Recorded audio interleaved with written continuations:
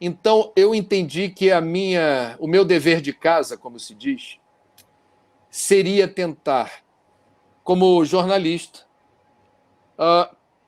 consultar, pesquisar, entrevistar os pesquisadores, acessar os relatórios sobre suicídio e tentar simplificá-los, traduzi-los para o conhecimento do leigo como eu.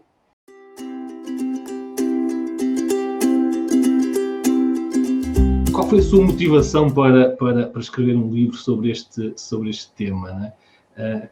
Eu digo isto porque já fiz algumas palestras sobre o tema e às vezes sinto que quando a gente diz qual é o tema da palestra, as pessoas até ficam, né? Ou seja, as próprias pessoas não têm uma grande apetência para ouvirem falar sobre o tema. Né? E qual foi a sua motivação para escrever e publicar um livro, colocar mãos à obra, fazer trabalho de pesquisa para este livro?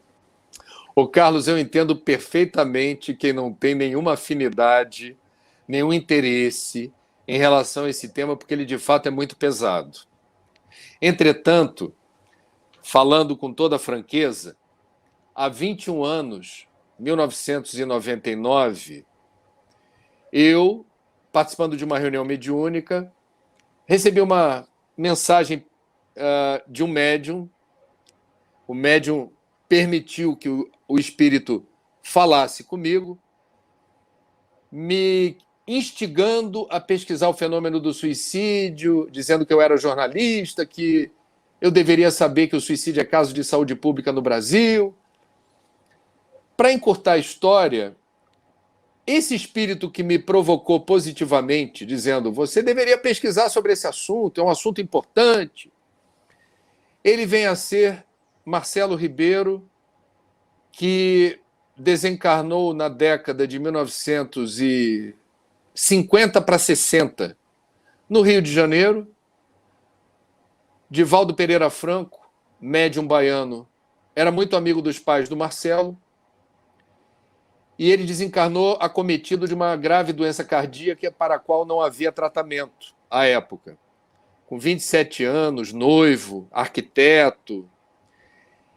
E Divaldo, nessa fase final da vida de Marcelo, foi muito importante para tentar, na medida do possível, serenar, tranquilizar esse rapaz, para que ele pudesse fazer um desenlace minimamente sereno.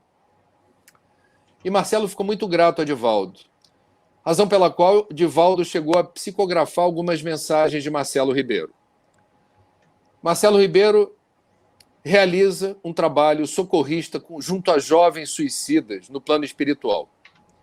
E em outras reuniões, foram várias, em capítulos, lenta e progressivamente, ele foi revelando que nós fomos irmãos consanguíneos em mais de uma existência pretérita e que na atual encarnação havíamos combinado, óbvio que eu não me lembro disso, havíamos combinado de atuar na prevenção do suicídio, eu aqui, ele na outra dimensão.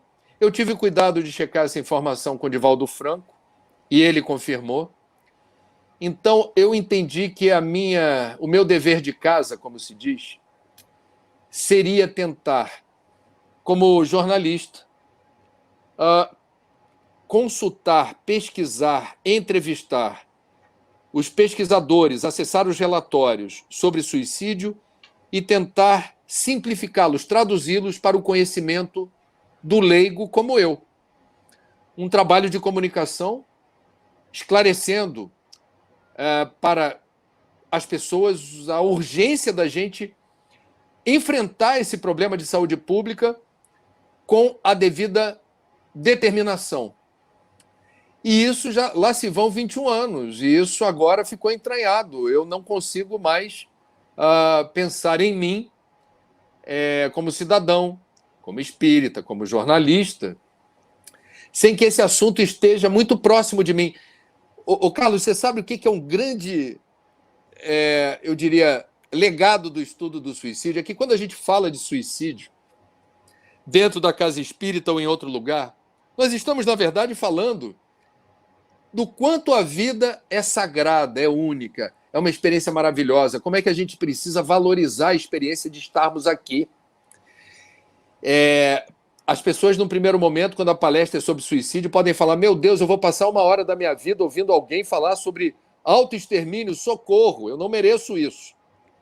Entretanto, não sei se você concorda, Carlos, a gente tenta, na verdade, parte da palestra ou do estudo é falando sobre a vida. Por que é importante estarmos aqui? O que está em jogo? Toda vida tem um sentido, toda vida tem um propósito. A gente está aqui para realizar alguma coisa muito bonita. E ninguém reencarna para se matar. Isso não está no determinismo evolutivo de ninguém. Agora, o livre-arbítrio é soberano. Se uma pessoa deliberadamente escolhe o caminho do suicídio, é o aprendizado mais doloroso. Mas a nossa convicção enquanto espírita é que não há penas eternas e haverá, portanto, um desperdício, digamos assim, de tempo e energia, uma dor agravada pelo autoextermínio que vai, em algum momento, se dissipando até que haja uma outra oportunidade de reencarnar e lidar com a experiência da dor e do sofrimento não como sendo ameaçadores a você. Esse é o aprendizado que eu devo ao estudo do suicídio. Eu aprendi muito estudando sobre esse assunto na minha vida, porque graças a Deus, hoje eu consigo perceber a dor e o sofrimento como convites à evolução. Não são contra mim, são em favor de mim. É para abrir os meus caminhos, é para acelerar processo evolutivo, é para permitir que eu seja mais consciente de processos da vida que na minha imaturidade, na minha imperfeição, na minha limitação, eu não consigo perceber.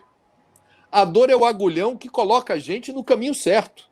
Quando a gente tem essa percepção, não é que a gente sofra menos, a gente sofre melhor, no sentido de que eu já sei que vai passar, está doendo.